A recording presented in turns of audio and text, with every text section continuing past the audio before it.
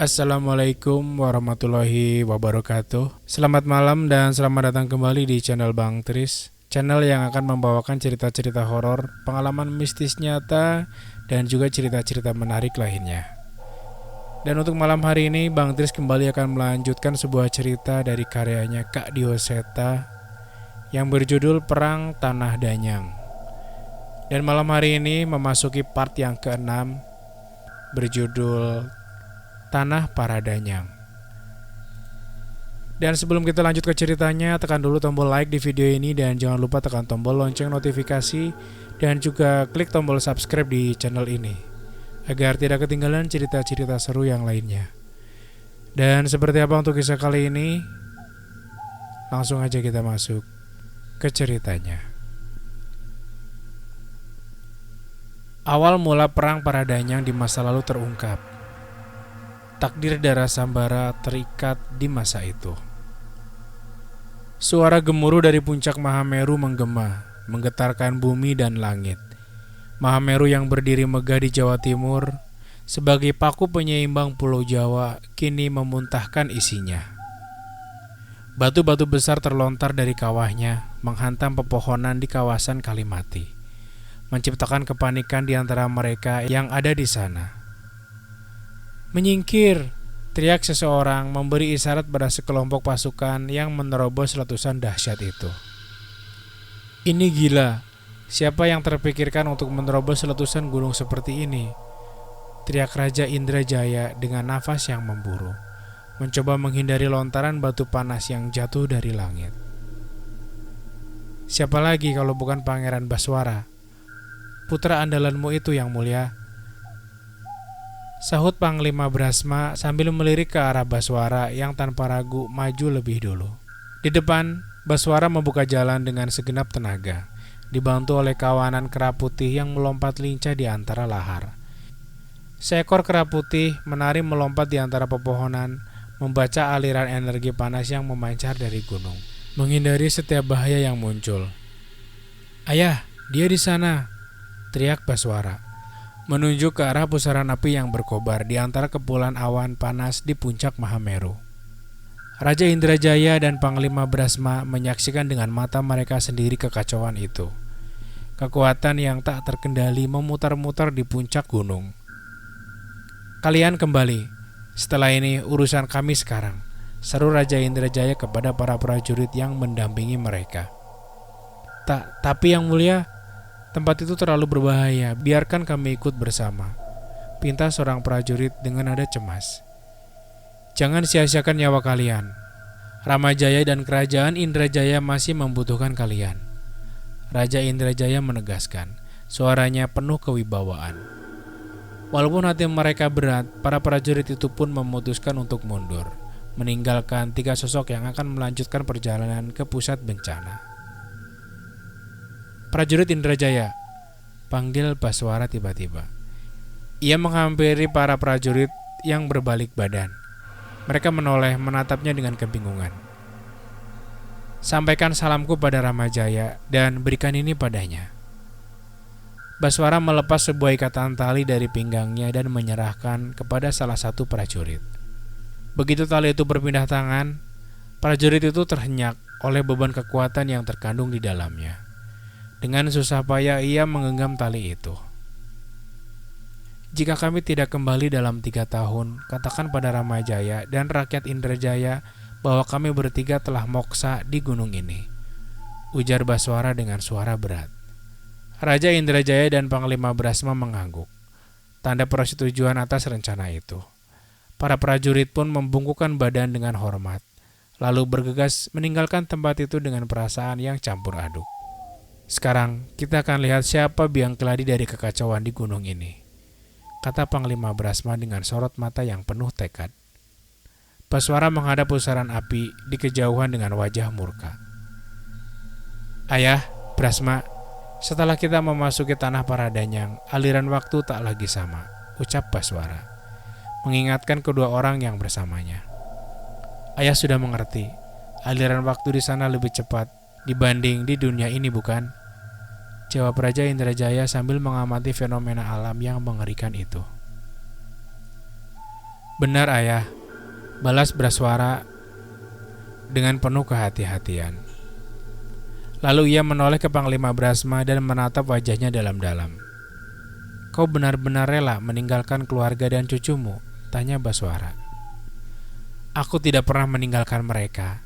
Aku justru menemani mereka dengan kisah kepahlawanan eyangnya yang bisa mereka banggakan hingga ke anak cucu berikutnya. Tawa Panglima Brasma bergemuruh di antara riuhnya gunung. Aku yakin, sekarang pun mereka sudah bangga denganmu Brasma, sahut Raja Indrajaya menguatkan.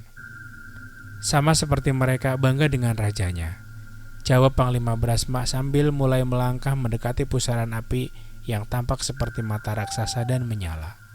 Di bawah bayang-bayang letusan dan pusaran api, tiga sosok itu bersiap menghadapi musuh yang tersembunyi di balik kekacauan ini. Mereka tahu bahwa tak hanya kekuatan fisik, tapi juga keteguhan hati yang akan diuji di tanah Paradanyang. Mereka maju dengan keyakinan penuh membawa harapan bagi tanah yang mereka lindungi. Setelah Baswara menyelesaikan ritualnya, angin bertiup kencang, memporak-porandakan kepulan awan panas yang menyelimuti mereka bertiga. Kera-kera yang sejak tadi membantu mereka kini melompat-lompat dengan semangat, seolah menyambut kedatangan sesuatu. Wanadharma, aku membutuhkan bantuanmu sekali lagi, ucap Baswara dengan nada berat. Dari balik kabut asap, sosok kera hitam besar melayang muncul. Matanya menyala dan kekuatannya memancar, bersaing dengan hawa panas yang menyelimuti area itu. Udara bergetar saat energi dari tubuhnya mengalir deras, membelah atmosfer di sekitarnya. Wanadharma, sang roh kera, menatap Baswara dengan dalam, seolah menimbang keyakinannya. Ia mendekat ke arah Baswara, menatap wajahnya dari dekat, mencari kepastian di balik keputusan berat ini. Keputusan kami sudah bulat, Wanadharma. Ini adalah jalan terbaik yang bisa kita ambil, ucap Baswara dengan tekad yang tak tergoyahkan. Sang roh kera mengangguk perlahan, lalu berpaling, menyiapkan kekuatannya. Pusaran angin besar muncul dari tubuh Wanadharma, menyapu segalanya di sekitarnya. Bentrok dengan energi dahsyat yang berasal dari puncak Mahameru. Benturan kekuatan ini menciptakan retakan-retakan di udara, sebuah celah yang terbuka menuju alam lain. Cepat, sekarang, seru Baswara memberi perintah tegas. Raja Indrajaya, Panglima Brasma dan Baswara bergerak bersamaan, melompat ke dalam salah satu celah yang muncul. Dalam sekejap, mereka melintasi batas antara dunia mereka dan tanah Paradanyang. Begitu kaki mereka menapak di tanah baru itu, perubahan drastis segera terasa. Udara di sekeliling mereka lebih berat, dingin menusuk, sementara waktu seakan bergerak lebih cepat. Di depan mereka terbentang pemandangan yang mengerikan. Dua sosok makhluk sedang bertarung. Energi mereka saling bentrok, memuntahkan kilatan-kilatan cahaya yang melesat ke segala arah. Satu sosok tampak seperti raksasa dengan tubuh bersisik hitam yang mengkilap, sementara yang lain berwujud perempuan yang melayang dengan tubuh yang terselimuti api hitam. Setiap gerakannya mengguncang tanah. Bencana di Mahameru yang mengguncang dunia nyata ternyata hanya panggung bagi pertarungan dua makhluk gaib ini di alam danyang. Mereka saling menghantam dengan kekuatan luar biasa, menciptakan gempa dan letusan yang berpengaruh pada alam nyata. Raja Indrajaya menarik napas panjang. Matanya menatap lurus ke depan, melihat dengan jelas skala kehancuran yang disebabkan oleh pertarungan ini. Ini jauh lebih besar dari yang kita bayangkan, dan jauh lebih berbahaya, sahut Panglima Brasma. Mencekram gagang tombaknya dengan erat. Baswara menatap ke arah Wanadharma yang masih menjaga celah terbuka di belakang mereka, memberikan jalan kembali jika diperlukan. Namun, Baswara tahu bahwa langkah mundur bukanlah pilihan. Misinya jelas, menghentikan kekacauan ini sebelum dunia mereka ikut hancur oleh pertarungan yang tak terkendali. Pemandangan di tanah Paradanyang yang tampak sakral berubah menjadi mimpi buruk bagi Baswara, Raja Indrajaya dan Panglima Brasma. Tanah yang seharusnya penuh ketenangan dan keseimbangan alam kini menjadi medan pertempuran yang mengerikan. Tempat api hitam berkobar dan memakan segala yang dilaluinya. Hutan yang terbakar, tanah yang terbelah, dan jasad-jasad manusia yang berserakan di mana-mana membuat suasana di sana terasa mencekam. Bau mayat yang menyengat bercampur dengan hawa panas, jauh dari gambaran tenang tentang tempat sakral yang dulu pernah mereka dengar. Apa kita bisa menghentikan mereka? Suara Panglima Brasma terdengar gemetar saat menatap dua sosok raksasa yang berkekuatan jauh di luar jangkauan mereka. Raja Indrajaya mencoba menenangkan dirinya. Ia duduk bersila di atas tanah, memejamkan mata dan mulai bermeditasi, mencoba meresapi energi alam dan memahami kekacauan ini. Sementara itu, Baswara memanjat salah satu pohon tertinggi yang masih bertahan di tengah kehancuran, berharap bisa melihat situasi yang lebih jelas dari atas. Dari sana Baswara menyaksikan pemandangan yang menghancurkan hatinya. Tanah yang hancur lebur, lautan api hitam yang merajalela, dan dua sosok danyang yang terlibat dalam pertempuran mematikan. Raja Indrajaya mulai berbicara pelan dari dalam meditasinya. Suaranya terdengar dalam dan mantap. Dewi Agni, apinya berubah hitam. Ia adalah danyang yang menjaga kehangatan bumi. Bagaimana bisa apinya menjadi seperti ini? Sementara itu, Baswara yang masih berada di atas pohon melanjutkan pengamatannya. Kalabuto, bagaimana ia bisa bangkit? Dia tidak pernah berurusan dengan danyang lainnya sejak pulau-pulau ini terbagi. Apa yang membuatnya begitu murka? Nama Dewi Agni dan Kalabuto hanya mereka kenal dari serat-serat kuno yang diwariskan oleh leluhur mereka. Kisah-kisah yang bahkan tertulis jauh sebelum kerajaan Indrajaya berdiri. Namun melihat wujud mereka yang luar biasa, Baswara dan yang lainnya langsung tahu bahwa kedua makhluk ini tak dapat dianggap remeh. Baswara turun dari pohon dengan tergesa dan bergabung kembali dengan Raja Indrajaya dan Panglima Brasma yang sedang menunggu di bawah. Raja Indrajaya membuka matanya, memutuskan bahwa mereka tidak boleh bertindak gegabah dalam menghadapi para danyang ini. Apa yang harus kita lakukan sekarang, Yang Mulia? Tanya Panglima Brasma, tatapannya penuh kekhawatiran. Kita lakukan dengan cara manusia.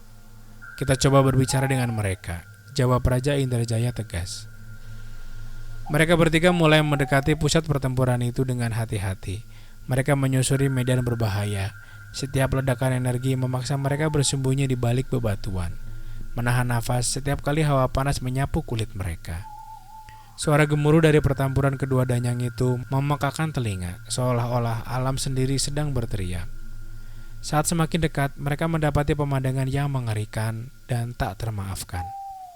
Puluhan, bahkan ratusan tubuh manusia tergantung di pohon-pohon yang kini gersang, dijadikan tumpal oleh energi kekacauan yang melanda tempat itu.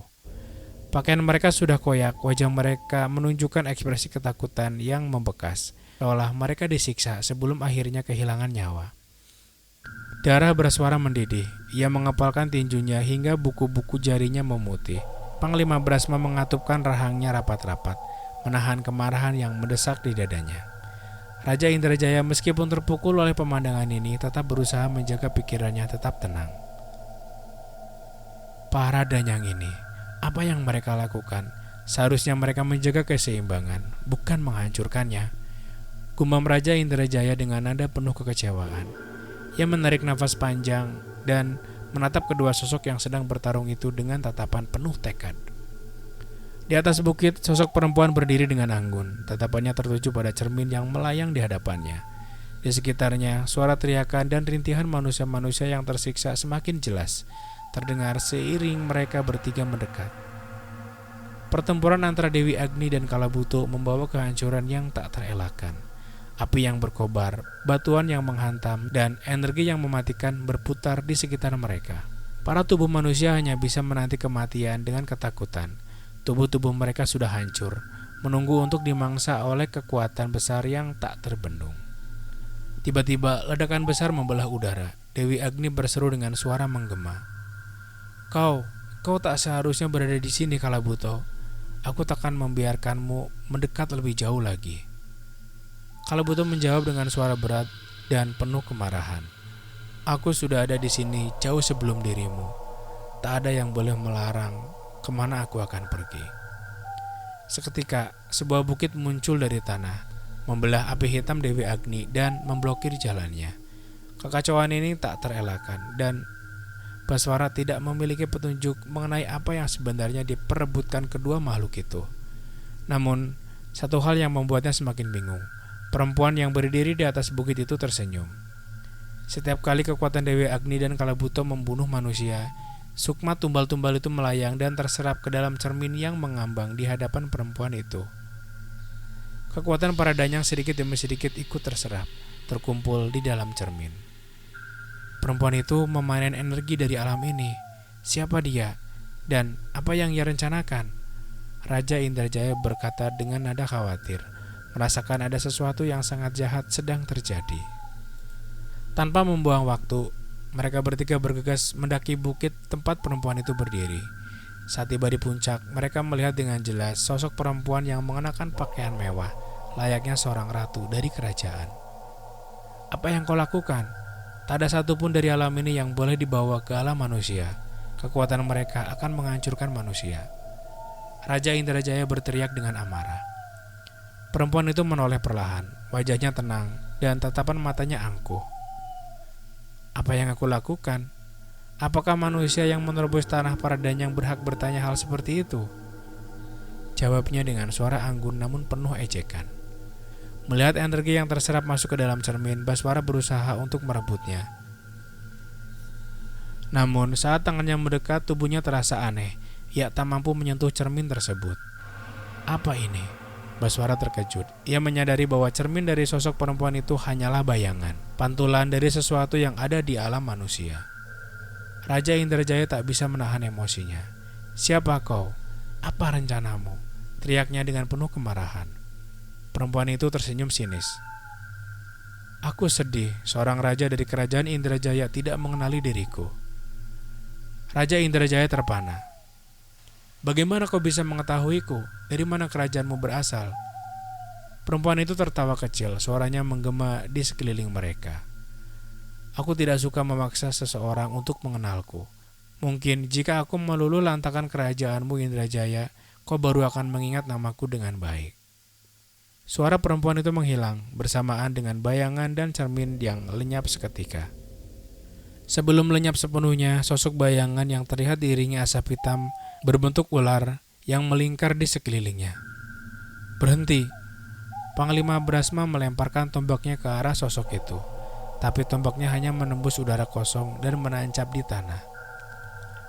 Baswara berpaling untuk memastikan keadaan manusia-manusia yang tergantung di pohon. Tak ada satupun dari mereka yang masih hidup. Mereka semua mati, kata Baswara dengan nada marah dan sedih. Raja Indrajaya dan Panglima Brasma menyusul Baswara, menyaksikan kengerian yang sama. Raja Indrajaya mengepalkan tangannya, merasa kesal. Mereka tak menyadari adanya ritual besar yang dilakukan oleh kerajaan yang tidak mereka ketahui. Ternyata dia sudah selesai dengan ritualnya dan pergi begitu saja. Bagaimana kita bisa tidak menyadari ini? Raja Indrajaya merasakan kekesalan yang mendalam. Tak ada waktu untuk menyesali itu, ayah. Kita harus percayakan urusan di alam manusia pada Ramajaya. Jika kita bisa menghentikan pertarungan di sini, Ramajaya akan lebih leluasa untuk bergerak, ujar Baswara tegas. Benar, jika kita bisa menghentikan pertempuran ini, kita bisa mencegah kehancuran lebih lanjut, tambah Panglima Brasma. Tiba-tiba ledakan besar kembali mengguncang tanah, menyebabkan badai panas menerpa mereka bertiga. Apa yang bisa kita lakukan? Kita tidak bisa menyerang salah satu dari mereka tanpa tahu apa yang sebenarnya terjadi. Raja Indrajaya berkata kebingungan, sementara energi pertempuran para danyang terus mendekati puncaknya. Di tengah kebingungan yang melanda, tiba-tiba Baswara merasakan kehadiran sosok tak dikenal dari balik dedaunan. Sebuah kerikil kecil melayang dan menyentuh kepalanya, membuatnya menoleh ke arah asal kerikil itu. Di sana, di balik pepohonan yang gersang, mereka bertiga melihat sesosok kera tua yang mengawasi tanpa bergerak. Siapa itu? Seru Baswara. Sosok kera tua itu tetap diam, hanya memperhatikan mereka dengan mata penuh misteri. Baswara kemudian mengambil inisiatif. Kita berjongkok, melompat-lompat, dan berjungkil balik, layaknya seekor kera. Suaranya terdengar menyerupai suara kera. Raja Indrajaya dan Panglima Brasma sudah sering melihat tingkah Braswara yang aneh, namun kali ini terasa berbeda. Dan benar saja, tingkah laku Braswara membuat kera itu tertawa. Ia pun keluar dari persembunyiannya dan menampakkan wujudnya, membawa sedikit kehangatan di tengah situasi genting. Raswanara. Panglima Brasma terkesiap. Benar, jawab Raja Indrajaya. Matanya memperhatikan sosok kera tua itu yang sebagian tubuhnya tertutup kain dengan titik merah di dahinya. Mereka berdua segera menundukkan kepala, menghormati sosok yang tampak jauh lebih tua dan bijak. Giridaru, si kera tua, memahami niat baik mereka, melihat kesungguhan hati ketiga manusia itu yang mendekat dan bahkan ikut menari bersama Baswara, membuat suasana di tengah kobaran api dan gempa terasa lebih ringan. Tak kusangka ada manusia yang masih mengingat tarian Wanara ini, serunya sambil tertawa. Baswara yang terkejut mendengar kera itu berbicara segera bertanya, "Kau berbicara?" Giridaru hanya tersenyum. "Wajar saja kau kaget. Panggil saja aku kera tua Giridaru." "Apa hubunganmu dengan Wanadharma? Mengapa ia membawamu ke tempat ini?" tanyanya. Baswara mengangguk, kini memahami bahwa Giridaru menyadari kehadiran Wanadharma yang telah membantu mereka. "Pertempuran antara kedua danyang ini mengacaukan kerajaan kami. Wanadharma membantu kami untuk mencapai titik ini," jawab Baswara dengan tegas. Giridaru mendekat, mengendus tubuh Baswara dan rekan-rekannya. Lalu matanya menyipit, seakan mencoba mengungkap rahasia yang tersembunyi di balik pertemuan ini. "Satu pertanyaan lagi," ujarnya. "Apa hubungan kalian, terutama kau, dengan Widarpa?" Giridaru menatap Baswara dengan intens. Mendengar nama Widarpa, mereka bertiga tersentak. Baswara merespon dengan suara yang gemetar. "Widarpa Dayu Sambara. Dia guru saya. Apa hubungan Tuan Giridaru dengan beliau?" Raja Indrajaya menambahkan dengan bangga. "Widarpa adalah pahlawan di kerajaan kami, Tuan. Ia telah menyelamatkan banyak nyawa, termasuk saya." Giridaru terdiam sejenak, matanya berkaca-kaca. "Syukurlah, jika akhirnya bocah itu tumbuh menjadi orang yang baik," ujarnya dengan suara bergetar. Panglima Brasma ingin melanjutkan tentang nasib Patih Widarpa, namun Giridaru menghentikan. "Sudah, aku tahu, putranya telah menceritakan segalanya padaku. Ia harus menghadapi kutukan dari ajian Segoro Demit yang dimilikinya. Semoga saja Daryana bisa menyempurnakan ajian penangkalnya." Baswara terkejut mendengar nama yang disebut. "Bahkan, kau mengenal Daryana?" tanyanya penuh penasaran. "Tentu saja, baru beberapa hari yang lalu kami bertemu dan berkenalan. Ia meminta petunjuk dariku tentang ajian pemutih raga." Tunggu. Baswara terperanjat, menyadari sesuatu. "Apa artinya Daryana ada di alam ini?" Mendengar itu, Raja Indrajaya dan Panglima Brasma saling bertatapan. Harapan kecil menyelinap di hati mereka. Di tengah segala kesulitan yang melanda, mereka mulai merasa bahwa mungkin, hanya mungkin, ada secercah harapan untuk menyelamatkan kerajaan mereka. Giridaru memandang ke arah pertempuran sengit dua danyang dari ujung bukit. Seharusnya ia sedang mencari satu sosok di alam ini yang mungkin bisa membantunya. Tapi sebelumnya, sebaiknya kalian menuntaskan tujuan kalian terlebih dulu, ucapnya dengan nada serius. Beberapa jam yang sudah kalian lalui di tempat ini sudah melewati satu malam di alam kalian. Mendengar itu, hati Raja Indrajaya berdegup kencang. Kekhawatiran menyergapnya. Ia membayangkan berapa banyak korban yang jatuh akibat satu malam yang terlewatkan. "Apa Tuan Giridaru punya saran untuk apa yang mungkin bisa kami lakukan?" tanyanya, penuh harap dan ketegangan. Giridaru menatap ledakan besar yang mewarnai langit di sekitar mereka. Kemudian memandang Baswara, Panglima Brasma dan Raja Indrajaya dengan sorot mata penuh tekad. Sebuah ledakan besar. Ledakan yang lebih besar dari apa yang mereka lakukan. Mungkin itu bisa menarik perhatian mereka, walau hanya sejenak. Jelas Giridaru. Raja Indrajaya dan yang lain menganggap itu masuk akal. Namun, tak ada satupun dari mereka yang merasa bisa menciptakan kekuatan ledakan sebesar itu. Tapi bagaimana caranya? Bahkan kekuatan Wanadharma pun tak mampu membuat ledakan sebesar itu, ucap Baswara. Giridaru melihat tombak Panglima Brasma dan menatap Raja Indrajaya. Ia menoleh berkali-kali pada keduanya. Seorang raja diberkahi berkah dewata. Berkahilah tombak itu, ujarnya sambil menyentuh dahi Raja Indrajaya. Lalu dia menatap Baswara. Meraba tubuh, lengan dan betisnya. Kerahkan kekuatan Wanadharma di betis kananmu ini. Ledakan kekuatannya dalam satu dorongan di tombak itu. Giridaru berpaling kepada Panglima Brasma dan menyerahkan tombak miliknya. Tombak ini telah melalui ribuan pertempuran bersamamu. Aku merasakan kekuatan dari berbagai alam. Arahkan lemparanmu ke titik yang kuarahkan. Ledakan besar akan terjadi di sana dan akan mengalihkan perhatian kedua danyang itu. Rencana itu jelas berbahaya, tapi mungkin satu-satunya cara untuk memberi jeda dari pertarungan itu. Kalian siap? Tanya Giridaru dengan nada tegas. Raja Indrajaya mulai membacakan bait-bait doa yang diturunkan leluhurnya. Ia menyalurkan kekuatan dewata ke dalam tombak yang menyala keemasan. Baswara mengerahkan kekuatan di kakinya, siap menendang tombak yang akan dilemparkan oleh Panglima Brasma. Panglima Brasma dengan nafas tertahan menggenggam tombaknya erat. Aku siap, mulai kapan saja, ucapnya menahan adrenalin yang mengalir di nadinya. Momen itu tiba, ujung tombak berpendar keemasan. Sang raja membuka mata lebar memberi isyarat. Sekarang, dengan serentak, Panglima Brasma melemparkan tombaknya ke arah reruntuhan candi di tengah pertempuran. Tepat saat tombak itu hampir terlepas dari genggaman, tendangan kuat Baswara membuatnya melesat bagaikan kilat, terisi penuh tenaga yang siap meledak. Dentuman besar mengguncang udara ketika tombak itu menancap di reruntuhan candi. Melepaskan cahaya yang menyilaukan, ledakan besar memecahkan kobaran api hitam Dewi Agni, membuat Kalabuto kehilangan keseimbangan dan terjatuh. Keheningan menyelimuti sejenak. Mereka bertiga tak percaya ledakan itu jauh lebih dahsyat dari yang dibayangkan. Namun kebahagiaan tak berlangsung lama. Keduanya, Dewi Agni dan Kalabuto kini menoleh ke arah mereka. Tatapan mereka memancarkan amarah yang membakar.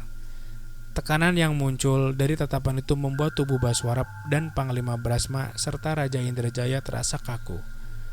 Mereka berjuang keras hanya untuk berdiri.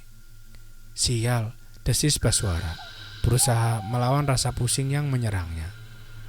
Raja Indrajaya meraih pedangnya dan menancapkannya ke tanah, menopang tubuhnya yang lemah namun tetap berdiri dengan gagah.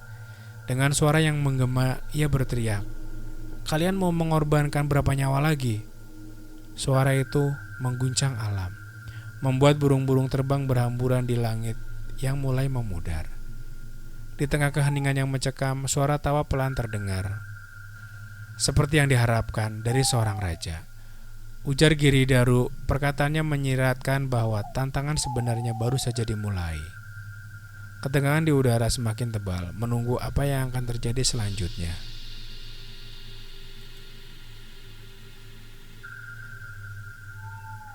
Dan kisah beralih di zaman Wirabumi.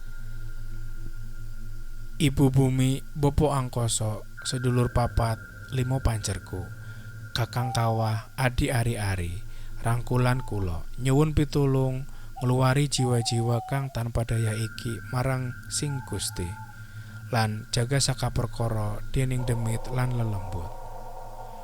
Di tengah medan perang yang dipenuhi jasad-jasad bergelimpangan, Wirabumi duduk bersila, bibirnya terus melafalkan doa-doa, berharap bisa meredakan roh-roh penuh dendam yang mengerikan itu. Suara angin yang menyapu aroma kematian menggema di sekitarnya, menambah suasana semakin mencekam. Ini mengerikan, bisik Purbawangi. Air matanya mengalir di balik kain yang menutupi matanya. Ia menyaksikan tragedi ini dengan perasaan getir. Peperangan yang tak dipicu oleh perebutan kekuasaan, tapi oleh kegilaan manusia-manusia yang dikendalikan oleh dendam. Kengerian memenuhi dadanya. Apa yang sebenarnya terjadi Purbawangi? kata Kertasukmo, suaranya berat di tengah hawa kematian. Kedua kerajaan ini merasa dikdaya karena diberkahi oleh sosok yang besar. Mereka percaya diri, siap membantai lawan tanpa ragu. Tapi Purbawangi merasakan setiap langkahnya di antara mayat-mayat itu. Roro Mayit, ucapnya pelan, seperti menyebutkan sebuah kutukan. Dua kerajaan itu tak sadar bahwa kekuatan yang mereka banggakan datang dari sosok yang sama, Danyang dari Rawa Bukit, Roro Mayit. Bukan untuk menolong, tapi untuk mengadu domba mereka, mempermainkan kesombongan hingga mereka saling membinasakan. Di balik bayangan-bayangan prajurit, Roro Mayit menari-nari di medan perang, menikmati darah yang menyembur, membasahi tubuhnya, tertawa puas melihat kebodohan manusia. Setan biadab itu menikmati setiap tetes darah yang tumpah. Dia tertawa, memanfaatkan mereka untuk hasratnya sendiri. Purbawangi mengepalkan tangannya dengan amarah yang tak tertahan. Roro Mayit sudah menerima ratusan nyawa, berarti dia sudah menjadi sosok yang berbahaya, tanya Kertasukmo, wajahnya tegang. Purbawangi mengangguk, dan saat itu juga Wirabumi bangkit dari duduknya. Ia menatap kedua saudaranya dengan wajah muram. Kita harus tenangkan roh mereka yang masih bisa diselamatkan sebelum mereka menjadi tumbal kesaktian setan itu, kata Wirabumi dengan nada penuh kemarahan yang tertahan. Meninggalkan medan perang yang menyimpan kenangan pilu, mereka bertiga menuju istana salah satu kerajaan. Di sana, mereka mendapati sang raja duduk di singgasana. Wajahnya pucat, lemas setelah kehilangan hampir seluruh prajuritnya. Sudah puas? Suara Wirabumi menggema di aula istana, menggetarkan dinding-dinding batu. Penjaga bergegas maju untuk menghentikannya, namun Kertasukmo dan Purbawangi melumpuhkan mereka dengan mudah. Sang raja menatap Wirabumi dengan sisa-sisa kesombongan di wajahnya yang pudar. Siapa kau? Bentak sang raja dengan nada yang memaksakan kekuasaannya, meski matanya menyiratkan rasa takut. Kau tak pantas menjadi raja. Kau hanya budak setan itu, Wirabumi menegur dengan nada yang dingin. Raja itu tersulut amarah. Ia bangkit dan menunjuk ke arah Wirabumi, berteriak dengan suara gemetar. Bunuh orang gila ini, dia tak pantas hidup. Namun sebelum prajurit bisa bergerak, tubuh Wirabumi sudah melesat cepat, mencengkram leher sang raja dan menariknya hingga jatuh terjerembab ke lantai. Prajurit-prajurit segera mengepungnya. Namun suasana berubah, mencekam, seolah bayang-bayang Roro Mayit terus mengintai dari balik kegelapan istana. Kertasukmo dengan cepat melumpuhkan penjaga istana yang tersisa, hanya beberapa orang saja. Ratusan prajurit terbaik mereka sudah habis di medan perang. Keberadaan Roro Mayit terasa di sekeliling mereka, seperti bayangan dingin yang menyusup ke dalam hati. Sang raja yang merasa sisa-sisa kekuatannya beralih pada Roro Mayit berteriak penuh harap. Nyai, habisi orang rendahan ini, Nyai. Tiba-tiba kepala sang raja dihantam ke meja oleh Wirabumi, membungkam seruan memelasnya. Jika kau berani, tunjukkan wujudmu, hadapi aku di sini, teriak Wirabumi. Suaranya menggema di aula kosong itu. Namun sosok Roro Mayit malah seolah menyingkir, meninggalkan jejak dingin yang memudar. Nyai, jangan tinggalkan saya. Raja itu memohon dengan suara parau. Wirabumi tidak menggubrisnya. Ia mengambil tali, mengikat tangan raja, lalu menyeretnya keluar dari istana tanpa belas kasihan. Tubuh sang raja terseret, tercampakkan di hadapan rakyat yang menyaksikan dengan mata terbelalak dan hati yang penuh amarah. Itu Prabu, bisik salah satu dari mereka. Dia memang pantas diperlakukan seperti itu, teriak seorang ibu yang kehilangan suaminya di medan perang.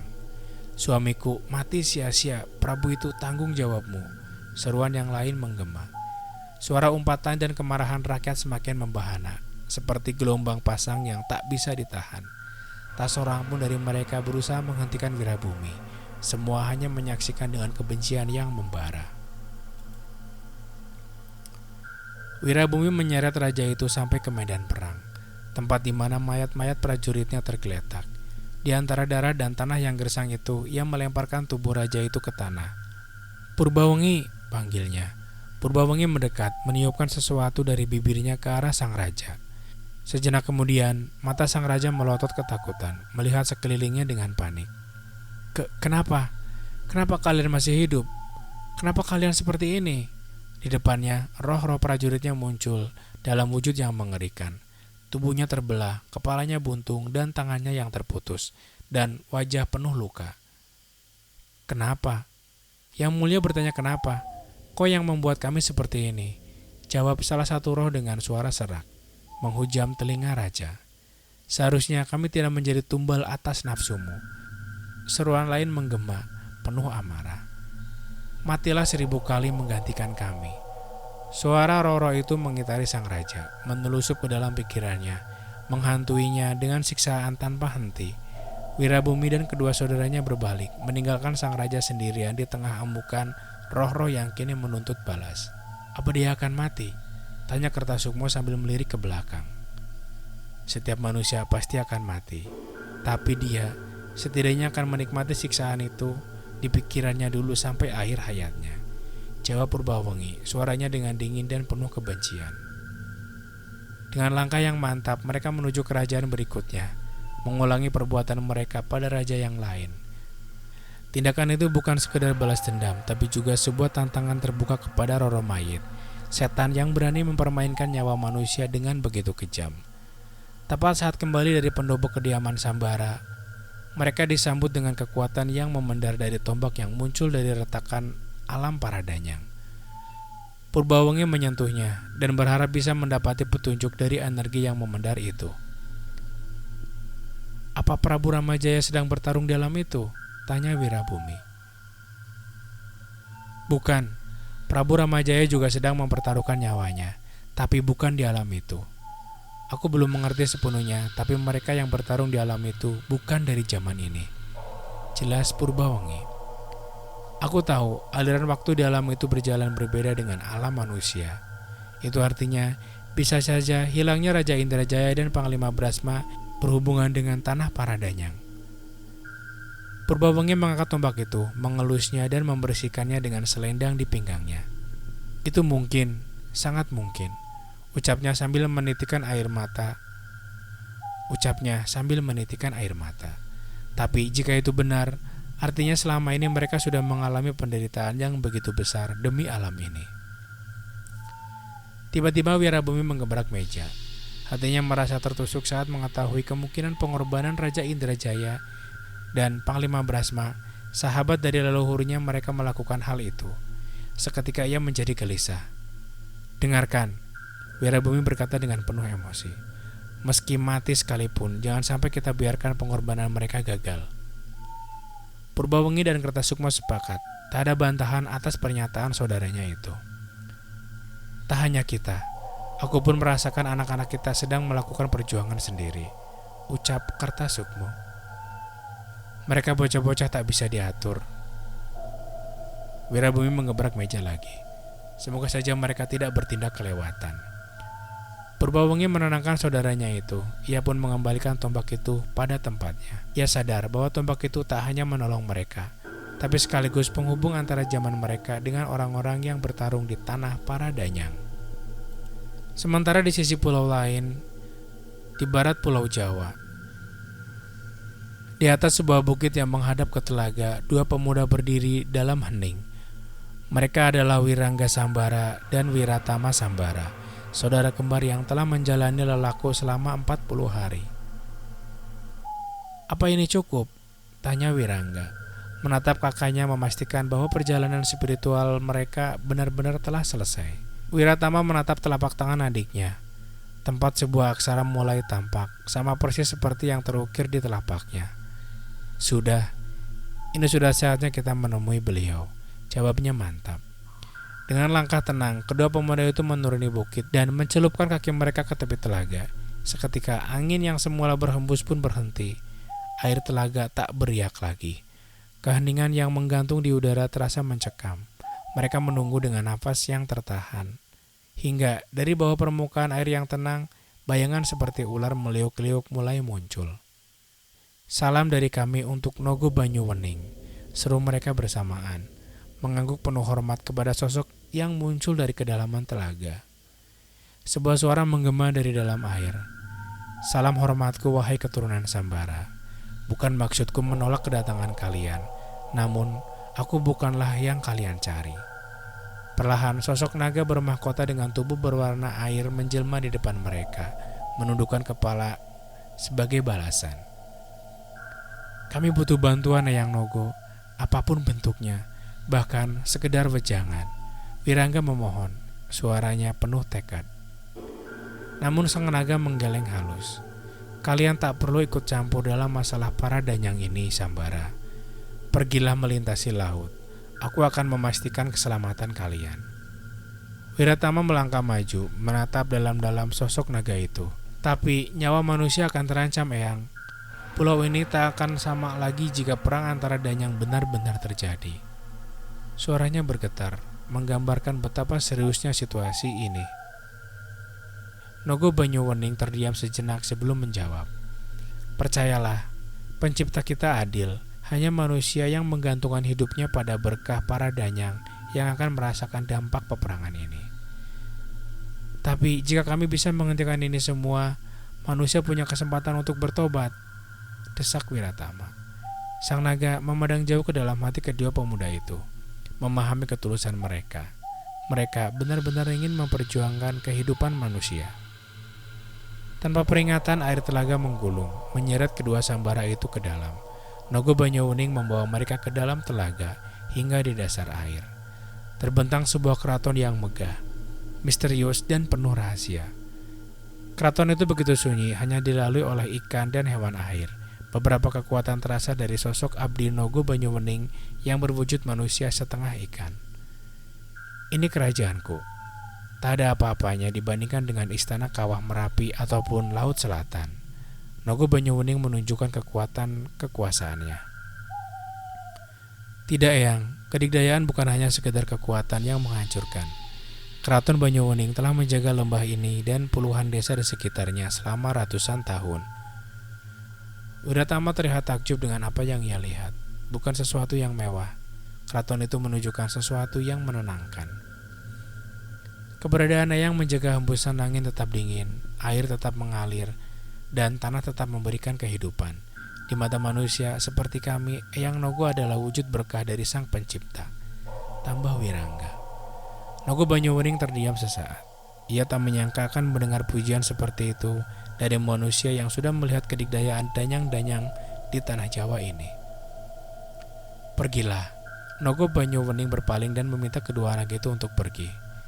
Tapi Eyang, Wiratama masih belum menyerah.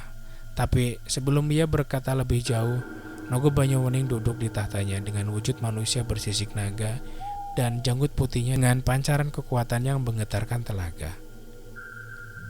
Pergilah, kalian sudah mengetahui kekuatan dan kemampuanku. Aku hanya mengatakan bahwa kekuatanku mungkin bukan sesuatu yang bisa banyak membantu kalian. Tapi jika kalian tetap membutuhkanku, aku akan ada untuk kalian. Tiba-tiba aksara di telapak tangan Wirangga dan Wiratama menyala. Saat itu juga mereka mengerti bahwa itu adalah simbol dari janji sosok Sang Nogo Banyuwening. Wajah Wiratama dan Wirangga berubah cerah. Mereka tersenyum ketika mendapat berkah itu. Terima kasih Eyang, dengan segala hormat kami menerimanya, ucap Wirangga dan Wiratama. Pergilah, waktu kalian tak banyak untuk dihabiskan dengan sosok sepertiku. Ayah kalian dan Sambara yang lain masih berjuang menahan bencana-bencana yang mulai bermunculan. Bayang-bayang pertempuran Wirabumi, Purbawengi, dan Kertasukmo terlintas di air di sekitar mereka. Eyang, kami pamit. Wirangga dan Wirabumi memberikan hormat dan secara tiba-tiba mereka kembali di posisi mereka semula. Mereka baru sadar sejak tadi sukma mereka lah yang masuk ke dalam alam gaib di telaga itu. Entah mengapa aku merasa Eyang Nogo akan memiliki peran penting di pertarungan ini. Wirangga mengatakan sambil menatap aksara di tangannya. Aku pun setuju, tanpa kekuatan yang besar, beliau bisa menjaga kekuasaan hingga tak terputus. Itu adalah kemampuan yang luar biasa, tambah Wiratama. Kedua pemuda itu pun bergegas pergi meninggalkan telaga itu dan menuju tempat berikutnya. Tak ada waktu bagi mereka untuk bersantai. Gejolak lain sudah terasa di sisi lain Pulau Jawa. Sepeninggalan Wirangga dan Wiratama, pusaran air mendadak terbentuk di telaga Nogo Banyuwening. Dari kedalaman muncul sosok misterius membawa getaran yang menggetarkan bukit di sekitarnya. "Apa kita benar akan membantu manusia itu, Ayah?" tanya sosok dengan wujud manusia kekar bersisik baja, sambil bersujud di hadapan Nogo Banyuwening.